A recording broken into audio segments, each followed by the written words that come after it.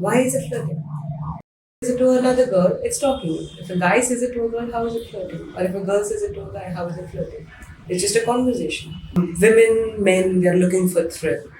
There is a little, very docileness in the marriage, right? If there is a bed sheet, okay, it's drying outside, just pick it up, put it in, fold it, and put it in the cupboard. Simple as that. Why is it that you have to wait till I get home and then it gets in the cupboard? But honestly, yes, it is a woman's joy to cook for a family. It is a joy. Women do love to be the Ma Kali with 10 hands. We love it.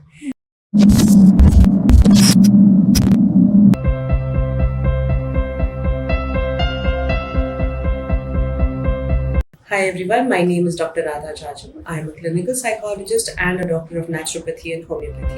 Hello, doctor. Thank you for joining us today, ma'am. And this one question today. Extramarital affairs are becoming very, very common these days. People do not see anything wrong with flirting today. And I'm not very sure, ma'am. How do we take this? If I see my husband flirting with another person right in front of me, how do I take this? What does it show on a marriage, ma'am? So flirting these days has become just a conversation starter. It's not that you mean something. When we talk about extramarital affairs or when we talk about cheating on a marriage, it's more about the emotional bond. Is that being broken? Are you emotionally getting hurt? He or she is getting emotionally attached to the other person? Right? And there is a sexual benefit also. But what matters the most is that person flirting. Like, today if I maybe talk to you, my God, you're wearing a beautiful top. I love what you're doing. This is sort of like a flirt. Yes, right? It's just talking, generally talking. So when we're generally talking, the same thing if a guy does it with somebody else, okay, then it becomes flirting. You do it with the opposite sex, it becomes flirting. Why is it flirting? You're just talking. Right? So there's a distinct difference between that. Oh, you look very sexy, you look very beautiful, you want to come with me? That is flirting. Right? But you have a beautiful voice, you look good, you have beautiful eyes. This is general talking. If a girl says it to another girl, it's talking. If a guy says it to a girl, how is it flirting? Or if a girl says it to a guy, how is it flirting? It's just a conversation. So extramarital affairs, since we are on the topic, what are the reasons behind it? Why do people seek? It's not that we're not promoting. Nobody is looking for divorce, but they want some excitement in life. Thrill, What yes. is it, ma'am? Women, men, they're looking for thrill. There is a little, very docileness in the marriage. The marriage has become very plain. Right, that's what they think. The marriage is become a regular thing now. Some people are not creature of habits. Some people love excitement all the time. It falls on you and your partner to keep that excitement created in life if you are that kind of a person. If you are a creature who has a lot of excitement already at work, you're not going to be seeking the same at home. You want to come home to relax.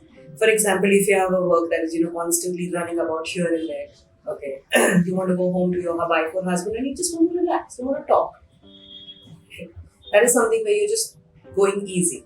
But on the other side, if you have somewhere, where your life is constantly, just monotonous work, monotonous this, like stamp paper, dot, come home, you're looking for excitement. You're looking to do something, right? That is when we understand that the difference between socializing with people and being available sexually for somebody outside of marriage or emotionally for somebody outside of marriage, they're two different things. They're not the same thing. Thrill and being available for somebody, two very, very different things. Okay, so that is a new concept. And so the same thing arises out of this very question. Now this is a new thing coming up where couples are getting bored with each other. Okay, so nothing common to do, not being able to communicate with each other. The communication level has become very plain, very blank. What did you do today? This. What do you want to eat today? This. Where do you want to take the kids to for the weekend? This. What else do we talk about? This. That's it. But how do we achieve it? Because I see most of the women, they're working today and they're working extra hard in office today to prove their worth.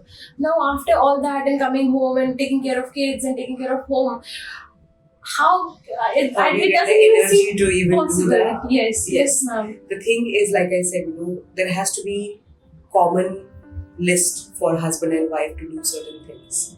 Okay, things that you can also do. Why should I be the only one doing it all the time? Right? If there is a bed sheet, okay, it's drying outside, just pick it up, put it in, fold it, and put it in the cupboard. Simple as that. Why is it that you have to wait till I get home and then it gets in the cupboard? Why is it that till the time I come home, nobody is eating anything? Right? Why is it my kids are hungry but so late? Why is all that happening? When you can also sit down and just feed the kids. Eat dinner yourself and feed the kids. You get late, we don't wait. Why? Because my kids cannot sit hungry for such a long time. Why should all this happen? So, where is this mentality coming from? I understand Indian traditions were very different. They're patriarchal, we have a patriarchal society. But how can we even solve these? Because बचपन से दिमाग में यही है कि mummy ही खाना बनाएगी. So, Mummy ही खाना बनाती है because there are a lot of instances where both parents don't know how to cook. Right? Although when they are single, they're cooking, but when they're married, then they don't know how to cook. So that's okay. We're not going to sit on that topic right now. But honestly, yes, it is a woman's joy to cook for a family. It is a joy. Even I have a tired day of work. I want to go home and cook for my family. I want to do things. But what do? I pre-prepare myself and then do. Making sure that everyone's taken care of. Right? Yes, we do love that. Women do love to be the Ma Kali with 10 hands. We love it. But along with that, we also want a little time to ourselves. We require help. Everybody requires help. There are two ways of looking at this. One, the woman is not able to ask for help. Okay. Two, they have not had the conversation before both parents went to work or both members of the family went to work, their husband and wife, that there are certain jobs which you will be doing by yourself. Right? Getting used to having somebody take care of you and being helpless. The question is, do you really want to live your life helplessly, or do you want to help yourself? So, how does the counseling come into this? When do you suggest that a couple or a female comes to you for counseling? What would the ideal point of life? Point of life be one is before getting married. One is 3 months exactly after marriage, because by 3 months you know each other's momentum. You've understood each other's momentum. Right, 3 months after marriage, and then another 6 months after that, so that we are again picking up, when if you have started family planning already and you started financial budgeting and family, planning all of that, sit together and talk it out. Because you need sometimes a mediator to get you to communicate. Not everyone is capable of communicating with each other. Right? And that mediator becomes a counselor, wherein she makes sure that you're accountable. She makes sure that you have thought over it. She or he will make sure that you are aware of what you are putting yourself into. You still have time before you have kids. You still have time before you have got used to each other. Still have time. That was very insightful, ma'am. Thank you so much for joining us today. Well.